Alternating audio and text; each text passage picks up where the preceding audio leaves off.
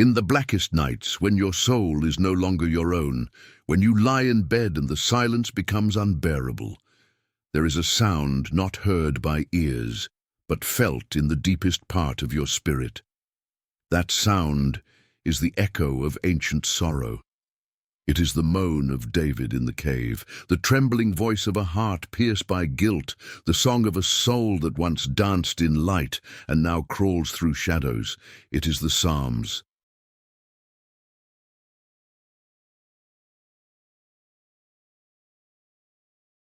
But not the Psalms you heard in Sunday sermons, framed in golden borders of victory. These are the other Psalms, the ones soaked in blood, sweat, and tears. The Psalms they don't recite in weddings. The Psalms no one dares to whisper when everything is falling apart. These are the cries of the crushed, the lamentations of the lost. Have mercy on me, O God, according to your unfailing love. According to your great compassion, blot out my transgressions.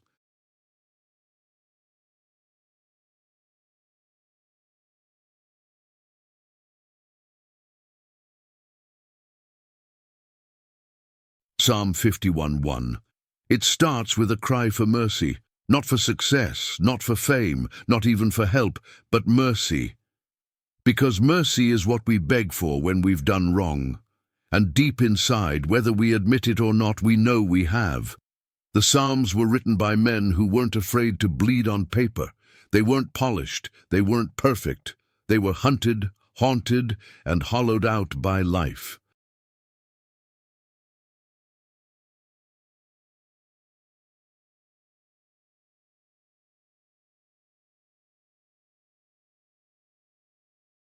But in their brokenness, they found a sacred space where pain became prayer and darkness became divine dialogue.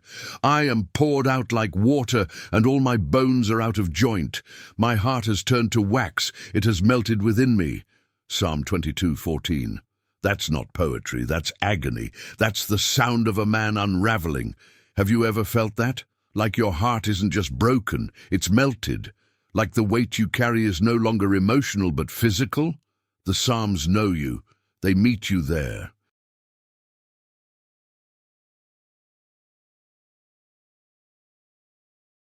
Why, Lord, do you reject me and hide your face from me?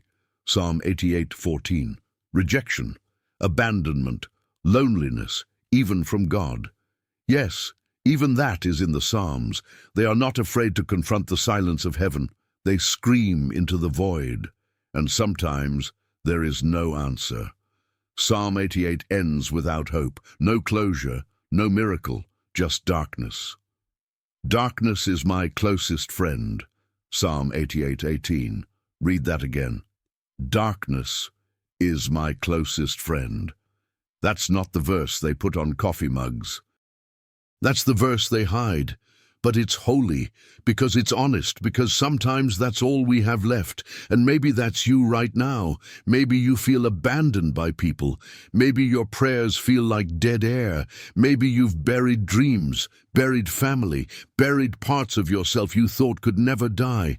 And still, sir, the world keeps spinning, the clock keeps ticking, but inside you, everything feels stopped, frozen, forgotten.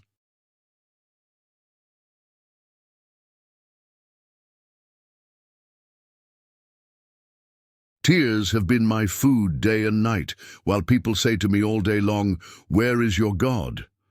Psalm 42:3. Mockery, doubt, silence. Welcome to the dark side of faith. The Psalms don't deny it, they invite it. They take you by the hand and say, "Come, let's walk into the valley together. Even though I walk through the valley of the shadow of death, I will fear no evil, for you are with me." Psalm 23:4. But don't mistake this for blind optimism. The valley is still dark. The shadow is still death, but presence makes the difference. The Psalms teach us that God is not just on mountaintops. He is in the caves, in the prisons, in the ash, in the aftermath. The Lord is close to the broken-hearted and saves those who are crushed in spirit. Psalm 34:18. You don't have to be strong for him to love you. You don't have to have answers. You don't need polished prayers or the perfect past. You just need a pulse. Because as long as you're breathing, your tears still speak. You keep track of all my sorrows. You have collected all my tears in your bottle. Psalm 56:8. What kind of God collects tears? Not one who's far away, not one who's indifferent, but one who walks beside the broken, who listens to screams in the dark, who never turns away from your worst moments, even when you would. My soul is in deep anguish.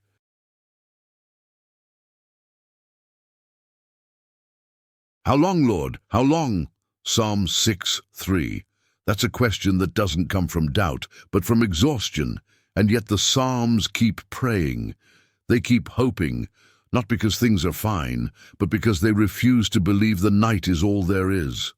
Weeping may last for the night, but rejoicing comes in the morning. Psalm 35. There is a morning, even if you can't see it yet. There is a dawn, even if you're still stuck in 3 a.m. panic attacks. God doesn't promise an easy road, but he promises presence on it, and sometimes that's enough to keep walking. He lifted me out of the slimy pit, out of the mud and mire. He set my feet on a rock and gave me a firm place to stand. Psalm 42.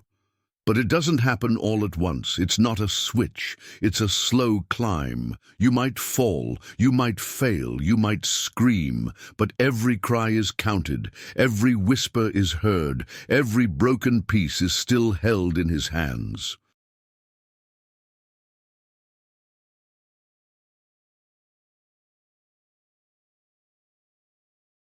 The Psalms teach us that faith is not smiling through storms. It's standing soaked, shaking, sobbing, and still whispering his name. The Lord is my shepherd, I lack nothing. Psalm 23:1.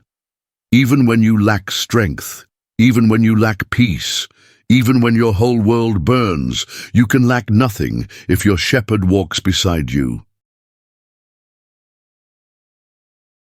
So tonight, if you're listening to this in the dark, if your bed feels like a coffin, if your thoughts are louder than your heartbeat, if you've forgotten how to hope, remember this: the Psalms were written for you, not for the perfect, not for the proud, but for the broken, for the crushed, for those who scream in silence. You are not alone, you are not abandoned. Your darkness does not disqualify you from divine presence.